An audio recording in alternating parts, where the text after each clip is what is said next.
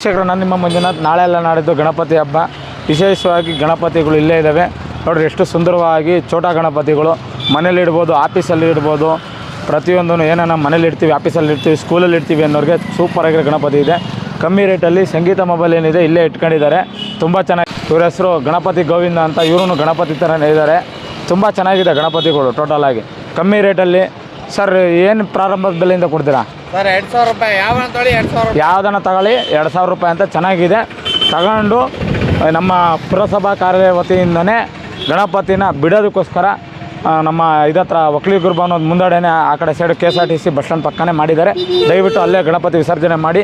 ಯಾವುದೇ ರೀತಿ ಆತಂಕಗಳು ಆಗಬಾರ್ದು, ಪರಿಸರಕ್ಕಾಗಲಿ ನಮಗಾಗಲಿ ಯಾರಿಗೇ ಆಗಲಿ, ಆಯಿತಾ ಅಂತ ಹೇಳ್ತಾ ಕಮ್ಮಿ ರೇಟಲ್ಲಿ ರಿಯಾಯಿತಿ ದರದಲ್ಲಿ ಕೊಡ್ತಾಯಿದ್ರೆ ಚೆನ್ನಾಗಿದೆ. ಪ್ರಕೃತಿ ಸ್ನೇಹಿ ಗಣಪತಿಗಳು, ಪರಿಸರ ಸ್ನೇಹಿ ಗಣಪತಿಗಳು ಅಂತ ಹೇಳ್ತೀವಿ. ಒಮ್ಮೆ ಭೇಟಿ ಕೊಡಿ. ಏನು ಸಂಗೀತ ಮೊಬೈಲ್ ಏನು ನೋಡ್ತಾಯಿದ್ರೆ ಅದ್ರ ಪಕ್ಕನೇ ತಳ್ಳಗಾಡಿಯಲ್ಲಿ ಇಟ್ಕೊಂಡು ಮಾಡ್ತಾಯಿದ್ರೆ ಒಬ್ಬ ಯುವಕನ ಪ್ರೋತ್ಸಾಹ ಮಾಡಿ.